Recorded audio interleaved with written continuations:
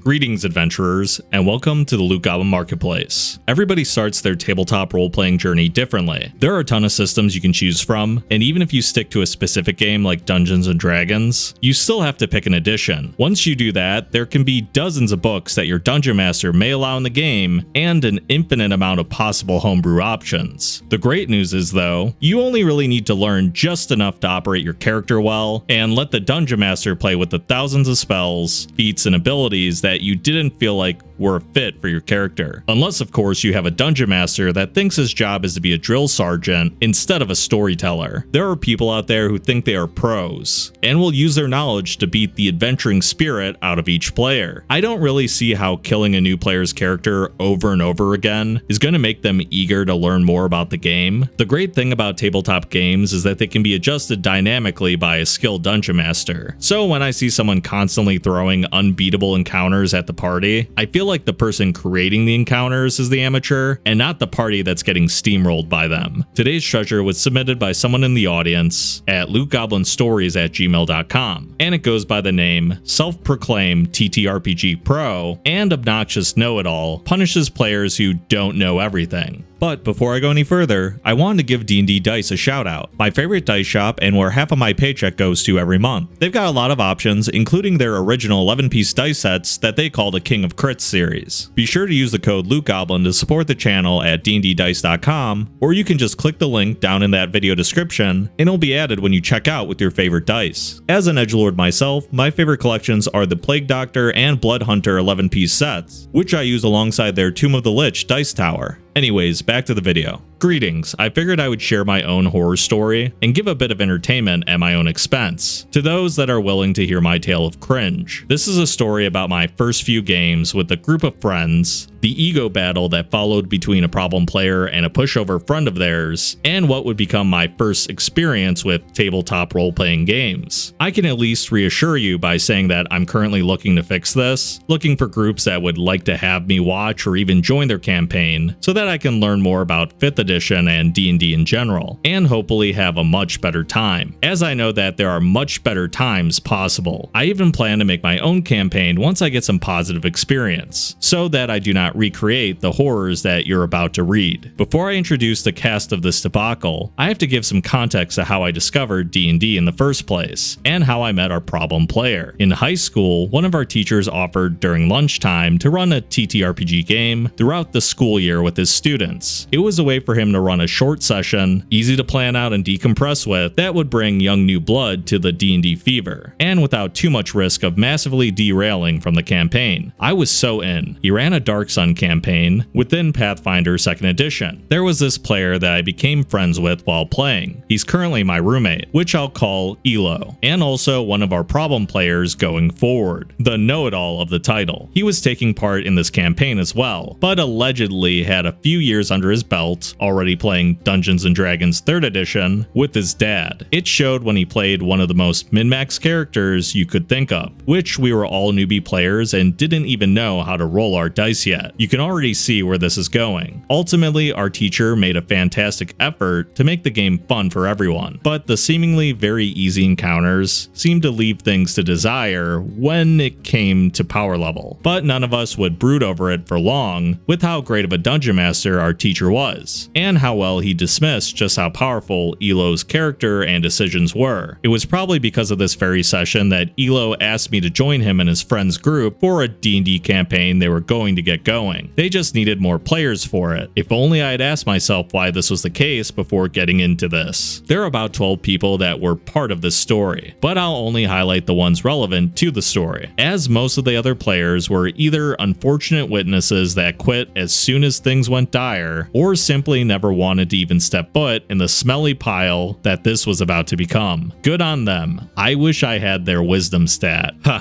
okay man, you can say that again. Alright, it looks like now he's going to introduce the cast, so let me just jump right into it. Elo, the know-it-all problem player and my current roommate, who started as a player and became the Dungeon Master of the next few campaigns that would eventually die to his power trips. There's the host, the longtime friend of Elo and person who hosted all our games. Our initial dungeon master and later on, unfortunate victim. Very quiet and a complete people pleaser, making him a pushover for a problem player down the line. I feel bad for him even more than myself. The tough guy, the cousin of the host and best friend of another problem player at the time. Nothing much to say about him, a pretty chill guy, probably the only non-nerd of the group, and very muscular, thus the name. He himself did nothing wrong, but he's very crucial to the downfall of both Elo and the next problem player. I like this one's name, Shade, another problem player that would slowly become relevant once he joins the group, and also the best friend of Tough Guy that I mentioned before, a complete edgelord. And Rat, my cousin, a very short-lived player in this story. You'll see why he's named that when he joins the story. And then there's yours truly. You might have noticed that I did not describe any of our characters for this story, and that is simply because of the main issue of this group. In the span of only 3 campaigns, we had between 5 and 20 characters die and created due to how often we kept dying, especially the host, which is why I go as high as 20, because I'm pretty sure this guy had more characters die than anyone else before him. For example, one of his characters had died, and he was making a new one, gave a brief description of him while filling the rest of the character sheet mid-game. They were frozen in a test tube when the party found him, and the idea would be that we free him and have him join our party to rebel against those who were doing the experiments on him. However, in an attempt to free him, Shade decided to bust the tube open and use a fireball spell on him point blank to get him out faster. This resulted in Host having his character die before he could even finish filling his character sheet. I wish I was joking, but this created the inside joke of the host having his characters die so often and quickly that they die before he even gets to play them to this day. I only had to make 11 characters in total, and only the host died more than I did. But I'm getting a bit ahead of myself. Let's go back to when we started playing together. The beginning of this first campaign was actually with Host as the dungeon master, while me, Shade, and Elo were the players. I had carried over my Halfling Ranger character from Pathfinder 2nd Edition with my teacher, only I was sent back to level 5 instead of starting at level 7 like he did. So a lot of my character's abilities were removed to adjust to our new level. Elo was playing a paladin, obnoxiously in Mimi, to act as a comic relief and as group leader, since me and Shade were not very good at leading, and I had only played once before, so I didn't know what I was doing. The story was a bit vague and I don't remember all of it, but the parts that I remember had us searching for a lich tower in some forgotten land overrun by creepy fog and monsters everywhere. It was real moody. As a ranger, I suggested that we take a vantage point to locate the tower from a distance and then try to track it once we had ventured into the Silent Hills. However, Elo immediately proclaimed that we would go north, as the sun always points in the right direction, and the sun is always north. Wait a minute, what?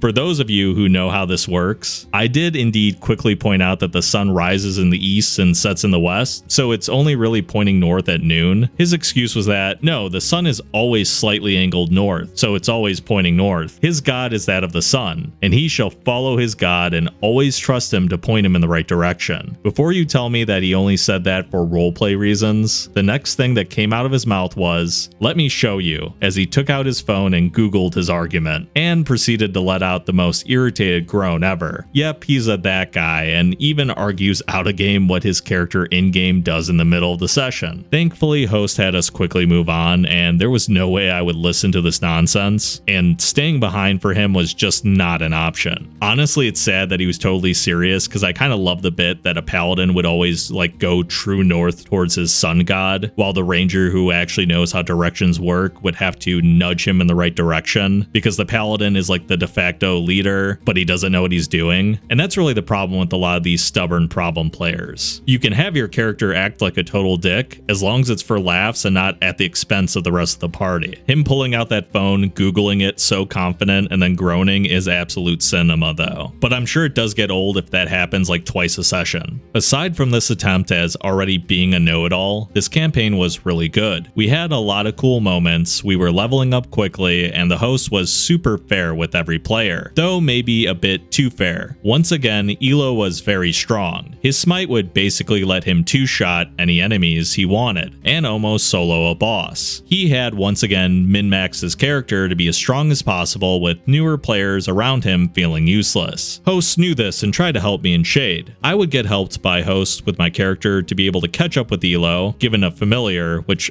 probably means a companion here, that was more optimized than my previous one to make my character hit and damage more often and harder, as well as help with perception checks. And Shade was allowed to get a magic rare item, but player abilities at this level were very limited. And Elo was without a doubt our carry once again. Eventually, as the campaign progressed, more players joined us, including Rat, but due to the stress of having to plan several encounters and scenarios early, from Elo speedrunning his campaign and trying to balance the encounters with 3 new players, he asked that we take a break. This was where the biggest turning point of the group occurred, because Elo, with almost an evil gleam in his eye as the chance was offered, decided that he would host the next campaign the next week, that he had already one prepared for a long time, and that we could all just finish the session by making our characters. Yes, host having essentially a burnout was Elo's session 0, and the beginning of his reign of terror. His campaigns either ended prematurely, like having a group total party kill, or railroaded into completely different modules with a blatant splice between them that made no sense. I made a rogue, as I had actually hoped to become a rogue, but took the wrong class with my previous ranger character and didn't realize it. Shade was the rogue of our group and wanted to do that for this game. We were dropped into the world and with a brief explanation of the current politics going on, but nothing else. We were pretty much all adventurers with no goals other than to live adventures. And the first thing that Elo said as a dungeon master to us when we started playing was, "You're all in the same guild of adventurers and decide to go on a mission together. What do you do?" That was it. That was our introduction. Nobody had a very good initiative in real life or wanted to suggest something dumb, so I spoke up after an awkward pause. "Let's go ask if there's any requests on the board, I guess. Get some gold and such." So on we went to defeat some goblins. Simple enough, almost cliche, but we're level 1. And rats just don't feel like a task worth our time. We're here for some action. Heroic deeds start simple. What do you think happens when a group of 6 players fight 6 goblins at level 1? If you guessed that we struggled like idiots, but made it out by the skin of our teeth, since this is our real first fight, you are sadly wrong. It was a 1-turn fight. Actually, most of us died before we could even blink, so we died on turn 0. Every goblin moved first and killed a player one by one, and then the barbarian lived to make a single attack, killed 1 goblin, and then fell on their next turn. We wiped. I can appreciate Rat for staying after this first session in our group, but to the other players that did not, I wish this wasn't your first impression of Dungeons & Dragons and that you gave it another chance. So there goes 2 hours of character creation, 30 minutes of him monologuing, 2 minutes of us getting ready for combat before we went back to making new characters. Yes, he actually had us redo new characters since we died, and even made fun of us for dying to goblins. Quoting an anime where a group of adventurers like us all struggled to kill a single goblin at level 1. I forgot the name, and even though he was right, I wish I'd walked out then and there. That set the tone for the rest of his BS that we would have to endure. This is when I knew he would make every encounter an all-out rush of using every single resource we can to make it out alive, and if we didn't use it all, we would most likely die. Either we play better than him or perish. And that is why I give him the name of Elo. For context, in competitive games, Elo is what determines your level of skill. Whether it's League of Legends or first-person shooters, it allows for matchmaking to put opponents of your level so the game is fair and fun. We were essentially all weak idiots, who would get sloshed against him and his superior skill. This is what I would call a power trip, but truly, in more video game terms, he was a smurf. Elo, in his infinite smugness, would tell us how to win encounters after we had already lost them, so that next time we would know how to be better and not die so quickly. That's how we would learn how to play, by getting stomped until we knew every dirty trick he can send at us, and that we can do it to him, making himself feel like such a genius for defeating a group of new players that don't know any better just makes me irritated even as I recall these events. His next campaign was definitely a module he found online. He at least listened when we said that his random dropping in the middle of nowhere intro was not working out for the group. This time, I decided to make an Undine Bard, a half-human and half-water spirit, that would be able to sing and manipulate water to enhance its performance and make fabulous shows in order to become a celebrity with my incredible singing prowess. We were this time sent into a mega dungeon structure and woke up with amnesia. Fantastic. How am I supposed to accomplish my character's goal if the group is locked for the entire campaign into a prison-type pyramid filled with criminals and sociopaths? I asked if I could redo my character, since there was no reason for him to be there, character, and no real way for me to progress the character at all. He said sure, but said I would miss the first session due to having to make my character on the spot, and they'd play without me in the meantime. There was no way in hell I would sit there making a new character that he approved, knowing full well that the setting would invalidate it entirely. So I stuck around with my character, and changed his story to instead having murdered and drowned a mob of ungrateful onlookers after one of my performances, which would give me a reason to be in the prison. First encounter, we face off against a half-dragon guard trying to stop the ongoing riot and secure us back into our jail. I attempt to use persuasion so that he goes after actual dangerous criminals, claiming we would not attack the guards if we can simply get away from the crossfire. Elo looks up.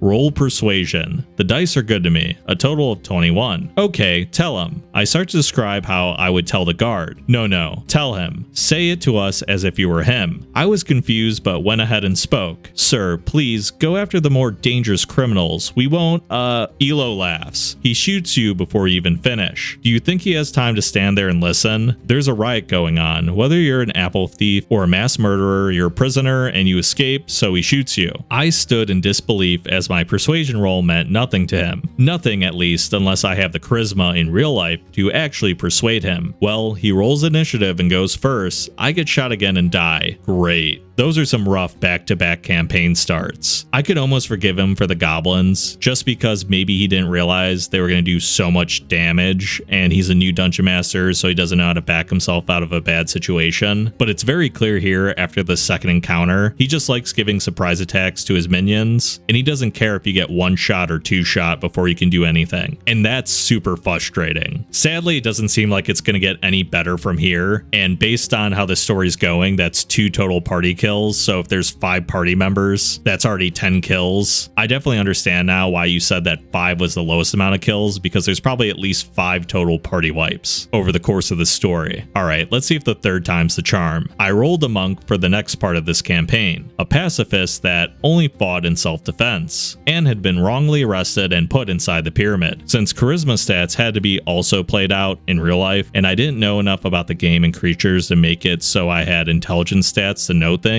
I made a completely wisdom-based and physical character. The lower floors were also filled by mini biomes with wildfire and a massive golem guardian that could essentially no-clip everywhere and attack anyone that disrupted the ecosystem. We had no context as to why all this was here, but we figured eventually that it was in order to get resources to feed everyone inside the pyramid, as even the staff were stuck in there for years, forced to protect the place and let nobody escape. I am no longer sure what is part of the module and what he tweaked, but it felt like a giant mismatch of many campaigns and a bit of his own twist to it, because some rooms are trapped, others had lava waterfalls with security offices for wardens, and one of the areas we went to next had host's 4th character. Yes, he died during the first riot with me earlier, and his next character was an old man that also died very quickly, and a mix of unlucky dice rolls and Elo seemingly loving to punish him for making frail mages, and support characters that were just a juicy target for somehow intelligent yet generic creatures that we faced every now and again. Just imagine a stampede of buffaloes all charging at one player for some reason. Oops. This was also the campaign in which host lost his character before he was even allowed to play it. You would think my monk would be safe from the guardian, since he's a pacifist and refused to shed blood. Even his unarmed strikes are bludgeoning only, and he never kills or finishes off enemies. But once again, you'd be wrong. As I had an in-character fight with Shade for trying to bully my character, he wouldn't talk much and kept to himself, and Shade's character saw it as weakness. So after the argument between them, stating that I refused to kill things even if it was safer, I walked away in a dramatic fashion. I was hoping Elo would let us regroup and reconcile before moving on.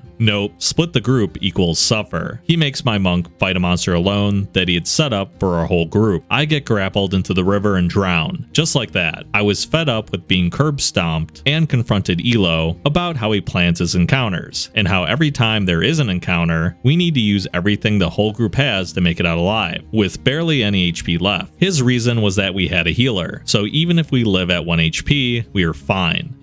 In an attempt to save me from leaving, host suggested that maybe the Guardian could bring me back, as I did not belong in this ecosystem, and had perished trying to uphold my vows to not hurt any creatures, while the creatures did. Elo liked this idea, and I was revived as the Guardian's pawn to fight off other intruders that would disrupt the ecosystem. I essentially turned against the party, since they had just murdered the creature that drowned me from the river and was heading their way. Can you guess how it ends for me? Just kidding, this campaign was abandoned because Elo suddenly wanted to start a whole new campaign he had in mind, and we never got to play that part out. I know you said that you guys never played it out. I'm really curious how that was going to go though, because either you and the Guardian total party kill the rest of the party, and then maybe he revives them and makes them servants as well, or maybe the party succeeds at killing you, probably not the Guardian because the Dungeon Master wouldn't allow that, and now you got revived and killed twice in the same session. Honestly, neither outcome sounded great. I appreciate hosts trying, but it did not make things better, purely because of how the Dungeon Master wanted to run things. This whole thing was starting to feel like a joke at this point, as I finally had a really interesting part to play and got completely shut down. The next campaign was more open-ended, but we had a clear contractor who sent us to find citizens that had been kidnapped as our introduction. I decided to play an extremely extroverted, out-of-pocket, over-the-top, undine barbarian with a spear. My man loves water spirits. Imagine All Might talking, but it's a fish with plate armor and a spear. The best description I could give is it was Undying the Undying from Undertale, the greatest hero or soon-to-be that the world had ever seen. Our first encounter once again was against goblins that would attack from range with slingshots. However, I had extra reach with my spear, so I was able to attack them while in the branches. Elo saw this and made them climb up the tree, but my feat was that my opportunity attacks would prevent foes from escaping, and if it hits, their movement is not only void, but I can decide to move them one tile in any direction I choose. I pulled them towards me so they wouldn't be able to have free movements the next time they moved. For the first time, I had outplayed Elo's encounter with extremely niche feats that I had found on an online build. I didn't feel too proud about using an online build, but let's be honest, I had to raise my game if I didn't want to die again and again and feel even more like crap. I'm not sure if this was to spite me for this, but during our travel, we encountered a monk DMPC that was nonchalant and blasé, explaining that he was sent to look for civilians in a crypt nearby, but had trouble finding it. We had passed the town that we thought was abandoned, but we were essentially told that there was nothing here no matter where we looked, save for a +1 sword and the old forge. We took it as a random filler spot to roleplay and rest, slept there, and moved on the next day. The DMPC was just there to tell us that we missed the objective of our mission, and then followed us into said mini dungeon. Of course, he was completely min-maxed and acted incredibly smug towards my character, despite being supposedly on a glorious mission to save people, and I was being an over-the-top smiling at all times hero in our group. We went inside and fought very generic ghosts and zombies as we progressed into the linear crypt. The DMPC used his key to do elemental damage to burn the undead and let him strike ghosts due to it being magic, or some stuff like that, essentially doing a full combo on something and then it died. Meanwhile, 2 or 3 of us were needed to defeat a single mob. We leveled up right before the boss, and I decided this is the perfect time to mention that I'd forgotten I even have rage as a barbarian, too driven by my superhero demeanor. I decided that I would use it only in a dire moment when something major happens, and boy did it ever. The boss was floating above a large pool of blood, taunting us as we would have to swim to reach him, and have a severe disadvantage to attacks if we did so. We roll initiative, aims at host, which was already weakened by the previous fight, and he falls unconscious. Of course. Wait a minute, of course. I sit up in my chair in excitement, and declare that I let out a passionate scream, and jump into the pool of blood after the boss. I even roleplayed the scream in real life, since Elo wanted us to do so all the time with dialogues. The fight was on, I would use my movement to get into the pool of blood and approach the boss, activating my rage for the first time. Rat, which was this time a rat folk, part of the reason for the name, played his bardic inspiration to buff my character as I rushed to battle. Seemingly infuriated by my previous victory against his goblins, he glares at me. Elo, you realize you have half movement in liquids and a negative to your roll? Me, I have this shark fin amulet it that lets me have full movement in water and no disadvantage while fighting. Technically it's blood, but you just said it applies to it the same, so surely my item would too? Elo, yeah sure, so you strike, he curses you, your attack rolls are reduced permanently. The other players make their turn. Tough Guy and Shade are a fighter of vengeance and rogue. Neither can approach without being at risk and decide to sit back. Rat continues to buff me, helping my rolls a lot, which Elo notices and decides to completely ignore the raging barbarian below stabbing him and instead casts a spell to mind control Rat. Elo, you start going around the pool, stampeding your paws in the blood, and then spreading paw prints all around it. This goes on for the spell's duration of 10 minutes. Rat, it's not even your turn yet, it's his. Me, yeah, I keep swinging, but this time I don't need to use my movement, so I go full combo. Elo, alright, now you're mind controlled. Rat, wait, do I get the roll or does he? Me, yeah, and if he casts a spell, I have an attack of opportunity too. Elo was starting to realize we were no longer a bunch of noobs, so the fight went on. Rat resisted the mind control and would go back to cursing me. I would get 4 different curses, but eventually I would be able to solo the boss due to my extremely niche build and ability to keep him in place, and stop him from casting spells to escape. I felt incredible. This was, in my eyes, the first time I was useful to the group at the time. I was being buffed and healed for fights. I had a great character roleplay and development, a dramatic unleash of my rage that I totally should have had from the beginning but restrained myself from using, peak D&D. Now what do you think happens? Do we celebrate? Do I pass out because my rage's extra HP goes away? And I had almost none left by the end. Does the party get to loot the boss? Fools, all of you, echoed Elo's voice, while we enjoyed our first good time in one of his campaigns. No, of course not. This wouldn't stand. From the back of the room, a door opens and the true perpetrator reveals himself. The boss we had just defeated, just a regular henchman, not actually the boss. OMG. Trying to salvage the outrageous ego trip of Elo and our own player agency, I charge at the new supposed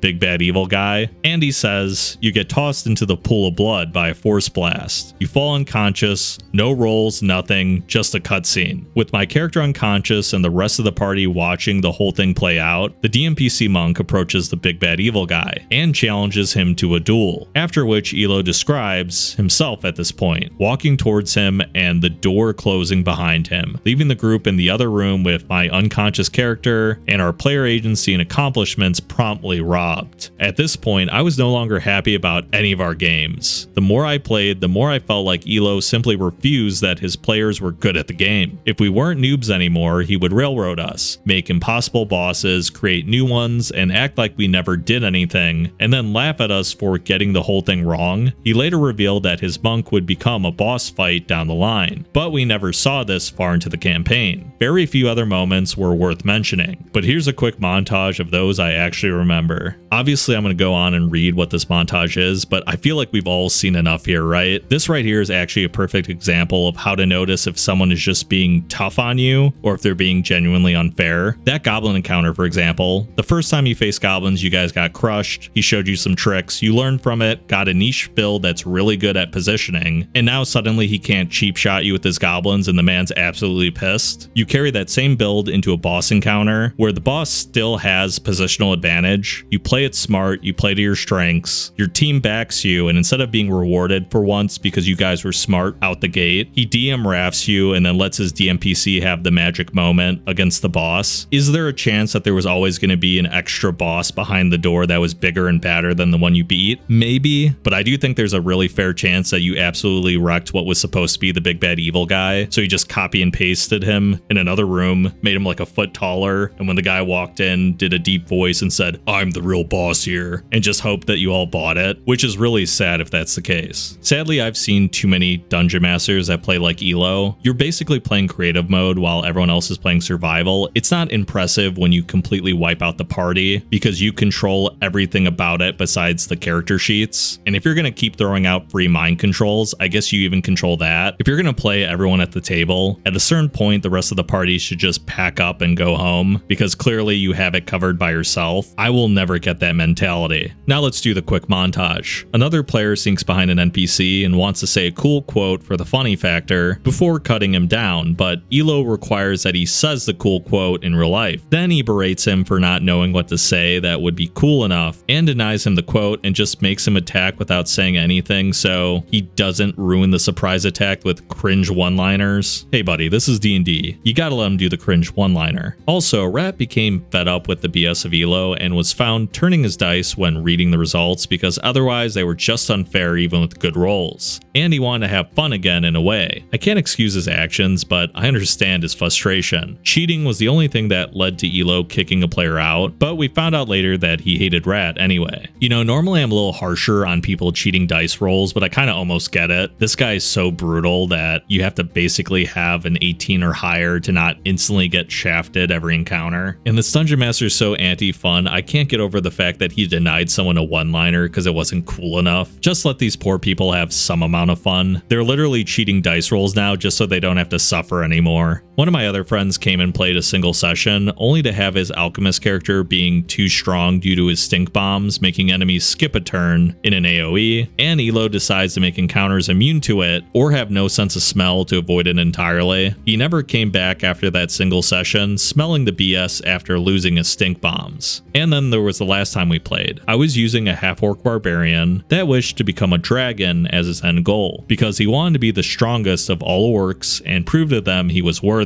And the first magic item gifted to the players were some OP +4 items, while I was given a cursed dragon blade that I couldn't let go of and would make me enraged permanently and force me to stay enraged until my rage limit was reached or until everything, allies included, were dead. This guy just wants a total party kill every session, doesn't he? And that is my story of how I started and have been playing D&D for the first time. This all happened over a few years, but I was 19 at the time and I'm 27 today. I got busy with my working life and career after school, so I had no time for D&D, but now I am a lot more stable and comfortable. I would look towards doing more TTRPGs again, this time with a lot more maturity and experience with other stories I've read online, and from how much I've learned by reading and watching content. D&D 5th edition came out since the last time I played, and I'm super excited to try it. Hopefully they turn out better. I'm optimistic that it can't get worse. This was the first time I wrote so much in one sitting, and I probably missed a lot of details, but I hope it was enjoyable to read. I miss my teacher's sessions and host games despite how easy they were to become crazy strong. They were intended for new players to learn and have fun with, and I hope I get to learn all over again with the 5th edition. TLDR, a crazy veteran TTRPG player takes a bunch of amateur players and expects them to play like elites, ends up repeatedly killing them and making fun of their mistakes. When players learn how to play and outsmart him, an ego trip follows, and a DMPC plus BS robs players of accomplishment. Like I said before, we've seen it too many times where someone claims that they're really good at D&D, and the moment you do something clever back, they go completely postal. When people think that the Dungeon Master and the players are basically fighting each other back and forth, and a Dungeon Master is a loser if they don't kill their players from time to time, there's probably an audience that likes that. I haven't found them yet, but maybe they exist. Every once in a while, it's fun to have a dungeon or a puzzle or an encounter that feels like it's out to get you and you could die at any moment. I feel like it's not fun when you have a Dungeon Master that's out to get you. It's so much more targeted, it's so much more unfair, and truth be told, if the Dungeon Master wants to kill you, they will eventually kill you, and it's not impressive when they do it. You probably underestimated the death count based on what I saw. I actually really do like the idea of having an adventuring guild where you know that you're rolling 5 to 10 characters and most of them will be dead by the end of the campaign, but everyone's having fun. No one has to sit out 2 to 3 hours to make a new character every time, and the Dungeon Master accepts that eventually one group of adventurers will smash down the final door. So when they do, just let them have that cool moment. Don't rob it with a DMPC who's like the leader of the Guild of Adventurers who's actually your OC. That's super obnoxious. Thank you again for submitting this story to me. I love to hear what everyone else has to say in the comments. You can submit your own stories at lootgoblinstories@gmail.com. I really enjoy reading the stories that you guys submit to the email, so keep them coming. Make sure to like and hype the videos, it really helps support the channel, and subscribe to the channel if you haven't yet. As always, I hope to see you in the next video. Thank you again for stopping by, and farewell for now.